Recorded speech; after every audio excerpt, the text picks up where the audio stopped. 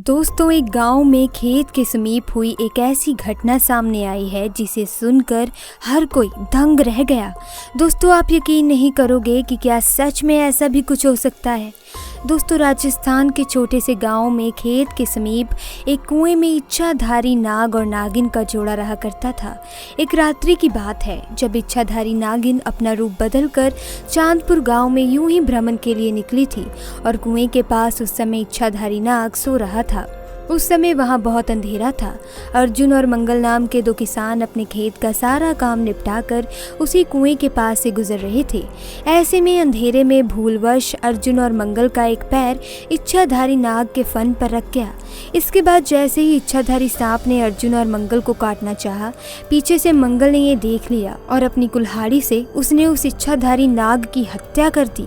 जब दोनों को पता चला कि ये कोई साधारण नाग नहीं, ये तो इच्छाधारी नाग है, तो उन्होंने उसे उठाकर पास में स्थित कुएं में फेंक दिया और वहां से भाग निकले। उधर जब इच्छाधारी नागिन कुएं के पास लौट कर आई तो अपने मृत नाग को कुएं में देखकर वे बेसुध हो गई।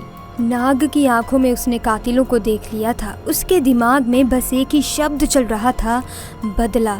उसने उसी समय प्रण लिया कि जिसने भी मेरे नाग की हत्या की है, मैं उन दोनों इंसानों को इसी कुएं के अंदर मारूंगी।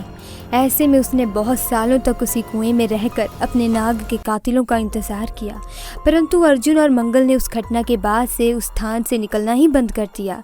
परंतु इच्छाधारी नागिन अपने नाग की हत्या का बदला लेने के लिए बहुत ही ज़्यादा तड़प रही थी। उसके सब्र का बांध टूट चुका था और उसने निश्चय किया कि अब मैं गाँव में जाकर ही उन दोनों हत्यारों से बदला लूँगी। उसने बहुत ही सुंदर कन्या का भेष धारण किया और चांदपुर गाँव में पहुँची। पूरे गाँव में उसने नाग की आंखों में देखे कातिलों को ढूंढना चाहा, पर वे कहीं नहीं मिले। परंतु रात्रि के समय अर्जुन और मंगल पुनः खेत से काम करके वापस लौट रहे थे।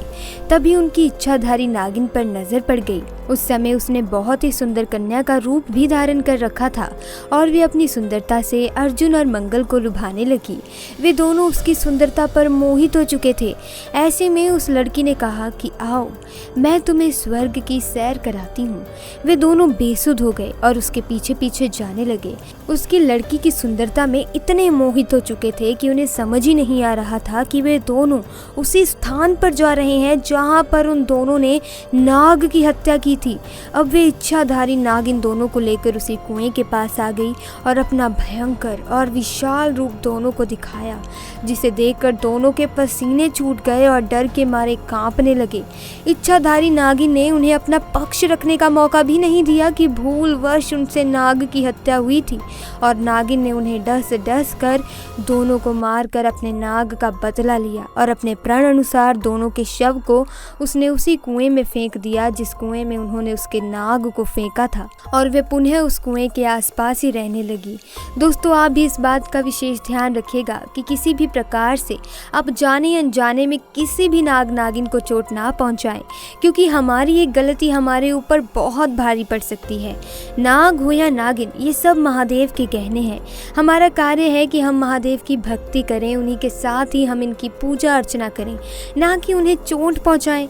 साथ ही इस घटना को लेकर आपकी क्या राय है, ये कमेंट में ज़रूर बताएं और महादेव के भक्त कमेंट बॉक्स में सच्चे दिल से ज़रूर लिखें, हर हर महादेव। मिलते हैं दोस्तों अगली वीडियो में।